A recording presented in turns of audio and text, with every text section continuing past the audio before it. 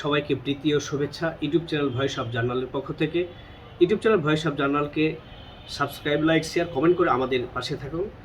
আমি আপনাদের সাথে আছি সাংবাদিক আব্দুল সাত্তার।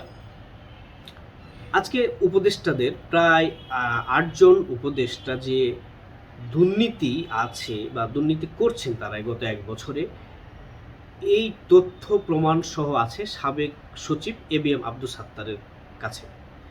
তিনি বর্তমান বিএনপি চেয়ারপারসনের একান্ত সচিব হিসেবে দায়িত্ব পালন করছে। গতকাল তিনি একটি সরকারি কর্মকর্তা কর্মচারীদের প্রোগ্রামে একথা বলেছেন। তাহলে এখন এত কনফিডেন্টলি তিনি বললেন, তাহলে তো অবশ্যই দুর্নীতির প্রমাণ আছে, না হলে তো তিনি এত এনশিওর করে বলতে পারতেন না পাবলিক মিটিংয়ে। তারপরে আজকে একটা মিটিংয়ে মির্জা আব্বাস, বিএনপির স্থায়ী কমিটির মেম্বার, তিনিও বলেছেন যে আমাদের কাছে উপদেষ্টাদের দুর্নীতির অভিযোগ আছে তথ্যসহ, কিন্তু আমি এখন বলতে পারছি না। তো যাই হোক, এতে করে বোঝা যায় যে বিএনপি ক্ষমতা আসলে এদের বিচার হবে, এটা একেবারে লাউড অ্যান্ড ক্লিয়ার।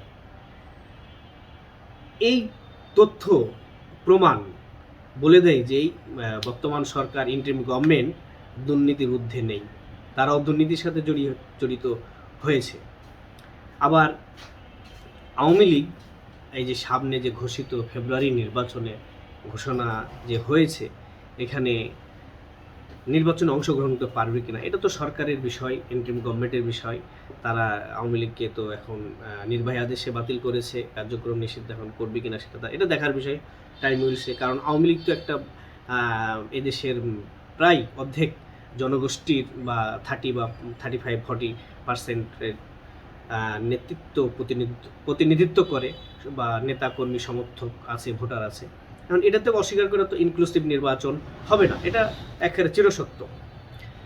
ট্রানজিট বাতিল, এই যে ভারত সরকারের বিরুদ্ধে অনেক অভিযোগ করলো ইন্টারিম গভর্নমেন্ট প্রথম এসে, যে 100টা গোপন চুক্তি আছে, ভুয়া চুক্তি আছে।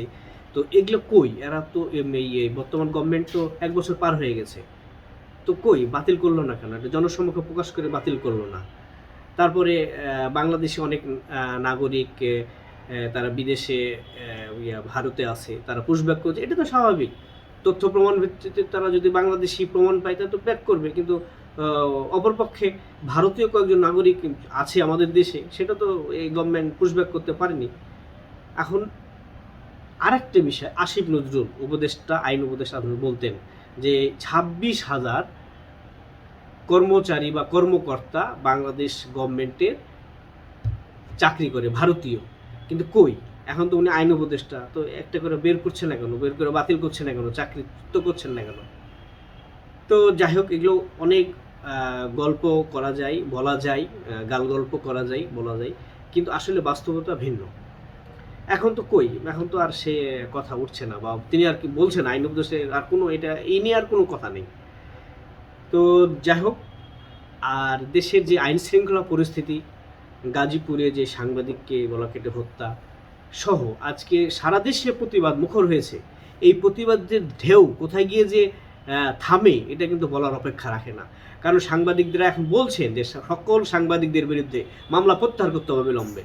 কারণ কোনো সাংবাদিকই এই হত্যাকাণ্ড বা কোনো কিছুর সাথে জড়িত হতে পারে না। যারা জড়িত আছে, স্পেসিফিক তথ্য প্রমাণ থাকলে তাদের বিরুদ্ধে আইন অনুযায়ী ব্যবস্থা নেওয়া যেতে পারে, কিন্তু ম্যাক্সিমাম সাংবাদিকদের বিরুদ্ধে কোনো ওই ভিত্তিহীন অভিযোগ, তাদেরকে মুক্ত করতে হবে, জামিন দিতে হবে, এবং তাদের বিরুদ্ধে হয়রানিমূলক মামলা অনতিবিলম্বে প্রত্যাহার করতে। আজকে সারা দেশ, জেলা উপজেলায়, বিশ্ববিদ্যালয়ে কর্মরত সাংবাদিকরা প্রতিবাদ মুখর হয়েছে।